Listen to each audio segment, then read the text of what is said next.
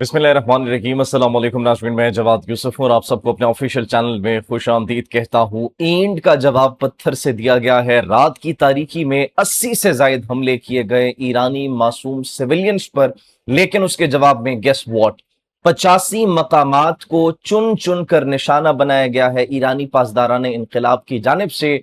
और अब इस बात को कोई डिनाई नहीं कर सकता कि मशरक़ वस्ता में उभरती हुई ताकत जो है वो ईरान है। ईरान के सामने अब सुपर पावर सामने आ जाए, बमबारी करे और ईरान खामोश हो, ऐसा हो नहीं सकता। विद इन फ्यू मिनट्स, चंद मिनटों में 85 मकामात पर निशाना बनाया गया।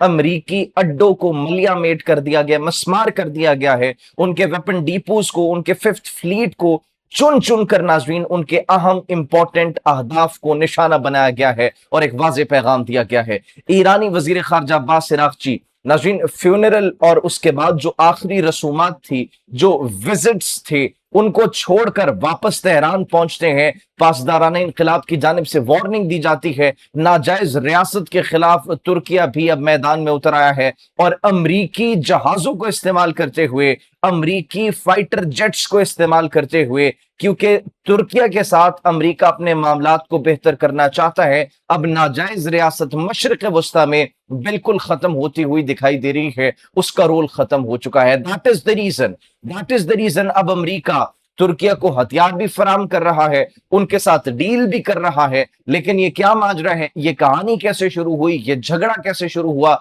ये दोबारा से रात की तारीकी में हमले क्यों किए गए, इस पर नाज़रीन हम बात करेंगे। On the other hand, Pakistani एक तैयारा कैसे फिजा में से गायब हो गया। 2000 फीट की बुलंदी पर, उससे ज्यादा बुलंदी पर उड़ने वाला तैयारा नाज़रीन 2 मिनट में, 35,000 फीट की बुलंदी पर उड़ने वाला तैयारा 2 मिनट में कैसे आ गिरा, कैसे तबाह हो गया, ये भी एक मौम्मा है। इस मौम्मे को भी हल करने की कोशिश करेंगे। ऑन दी अदर हैंड, अब सल्तनत उस्मानिया की रसूमात का आगाज कर दिया गया है तुर्किया में। इसके पीछे क्या मकासद हैं, उन मकासद को भी नाज़रीन आपके साथ हम डिस्कस करेंगे। सबसे पहले नाज़रीन बात करते हैं जो रात की तारीकी में हमले किए गए। सबसे पहले नाज़रीन आपको बताते हैं कि अमेरिका की जानिब से हमले किए जाते हैं और उन हमलों के मुतालिक कहा जाता है कि दीज वर नेसेसरी।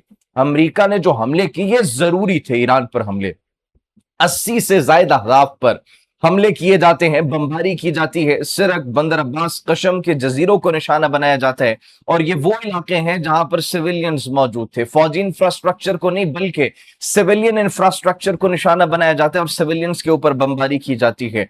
पासदारान इनकलाब का फौरी तौर पर बयान सामने आता है कि ईरान आबनाए हरमज में अमरीकी मदाखिलत की इजाजत कभी भी नहीं देगा और अमरीकी हमलों का तबाहकुन जवाब दिया जाएगा। ये रात से 2 के 3 बजे नाज़रीन ये तमाम तर सूरत हाल देखने को मिल रही थी। उसके बाद व्हाट हैपेंड एक्चुअली, अब ये जानना भी बड़ा जरूरी है कि तमाम तर सिचुएशन बनी कैसे। एक कतरी जहाज पर हमले की इतलात मौसूल होती है और यह कहा जाता है कि ईरान उसके पीछे था। आबनाए हरमस पर अमेरिका अपना कंट्रोल और अपना असर और रसूख कायम दायम करने के लिए इस बात को जवाज बनाकर ईरान पर हमला करता है। लेकिन अब बहुत देर हो चुकी थी क्योंकि ईरान उस हमले के पीछे नहीं था और ईरान ने यह कहा कि कतरी जहाज पर हमले का जो इल्जाम हमारे ऊपर लगाया जा रहा है, यह सरासर झूठ है, ये गलत बयानी की जा रही है, ये एक मरतबा फिर से जंग को बढ़ावा देने की कोशिश की जा रही है। एंड एवरीवन नोस के कौन चाहता था कि जंग को बढ़ावा दिया जाए।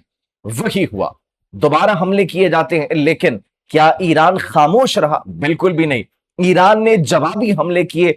85 मकामात को निशाना बनाया गया ईरान की जानिब से। पासदारान इनकलाब की जानिब से यह ऐलान किया गया और यह दावा किया गया और नाज़रीन उनकी बहरी और फिजाई अफवाज ने मुश्तरका तौर पर मिसाइल और ड्रोन कार्रवाई के दौरान खित्ते में अमरीकी तनसीबात को निशाना बनाया। उसके अंदर कौन कौन से नाज़रीन, बहरीन में कायम अमरीकी फिफ्थ फ्लीट के अड्डे और कुवैत में अली सालिम एयरबेस को निशाना बनाया गया। इसके साथ साथ मुख्तलिफ अमरीका की एयरबेसेस जो मौजूद है वो उनको निशाना बनाया, जहां पर उनके वेपन डिपोज हैं उनको निशाना बनाने की इतलात मौसूल हो रही है। तो रिस्पॉन्स क्विक था और इतना क्विक रिस्पॉन्स था कि अमरीकी तोपें खामोश हो गई। दिस शोज कि ईरान अब पहले जैसा ईरान नहीं रहा।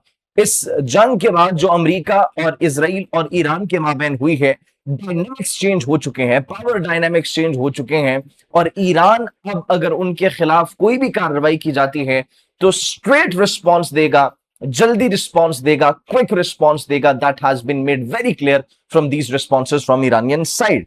अब सिर्फ ये नहीं बल्कि इसके साथ साथ पासदारान इनकलाब की जानिब से यह भी कहा जाता है कि जो अबनाए हरमस पर काबू पाने की कोशिशें की जा रही हैं, जो अबनाए हरमस का कंट्रोल हासिल करने की कोशिशें की जा रही हैं, ये ख्वाब ही रहेगा अमेरिका का। अब्बास सिरागची क्या करते हैं नाज़रीन? अब्बास सिरागची फौरी तौर पर अपने विजिट्स और आयतुल्लाह अली खामनाई का जो जस्द खाकी था उसको छोड़कर इराक से वापस तेहरान पहुंचते हैं, जो सदरन ईरान में स्ट्राइक्स हुई उसके नतीजे में।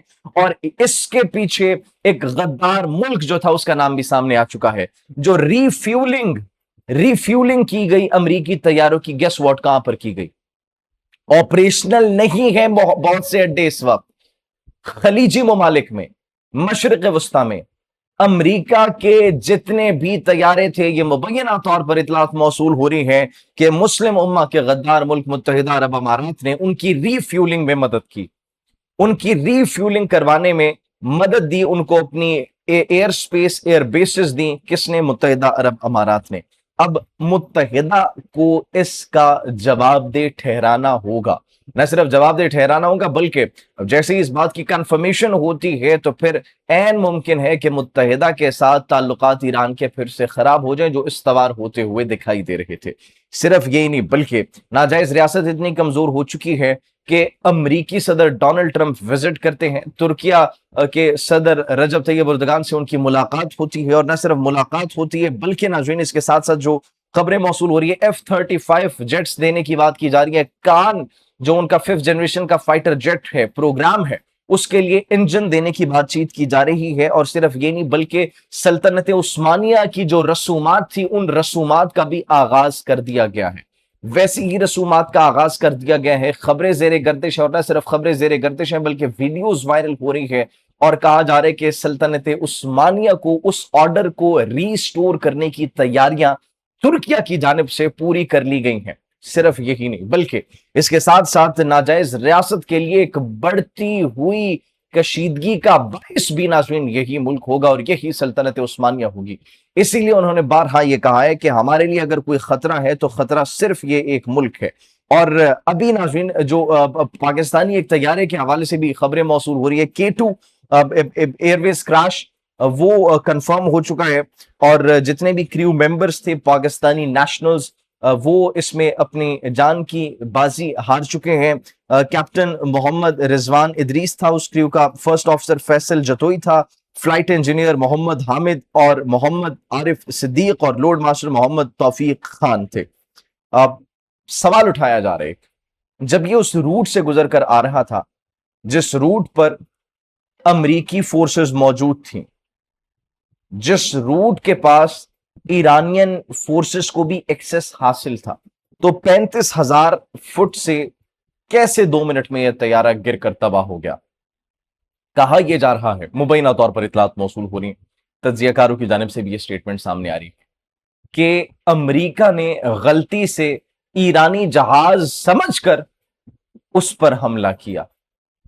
और नाज़रीन उस पर हमला किया, जब बाद में पता चला ये पाकिस्तानी जहाज है तो फिर अपोलोजाइज किया गया। ये मुबैना तौर पर नाज़रीन इतलात मौसूल हो रही है, अब तक कंफर्मेशन नहीं हो सकी।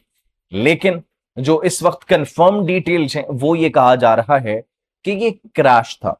अब देखना यह कि वाकई में क्रैश था या फिर नहीं, ये जैसे ही कोई डिटेल्स आएंगी तो उन डिटेल्स के बाद नाज़रीन ये कंफर्म हो सकेगा कि आया ये एक क्रैश था या फिर ये एक गलती थी। लेकिन अमेरिका की जानिब से ये जो 80 मकामात पर हमले किए गए, ये भी इस वक्त कहा जा रहा है कि ये उस मामले से तवज्जो हटाने के लिए, सिर्फ और सिर्फ उस मामले से तवज्जो हटाने के लिए ये इक़दामात किए गए ताकि एक नई कशीदगी खड़ी हो सके और वहां से सारा फोकस शिफ्ट हो सके यहां पर। लेकिन we will keep on asking this कि आखिर क्यों और कैसे 35,000 फुट से नीचे तैयारा गिरकर तबाह हो जाता है, वो भी सिर्फ और सिर्फ 2 मिनट में। आप इस हवाले से क्या सोचते हैं नाज़रीन? कमेंट सेक्शन में अपनी कीमती राय से जरूर आगाह कीजिएगा। मुझे इजाजत दीजिए, अपना बहुत ख्याल रखिए। अल्लाह निगहबान।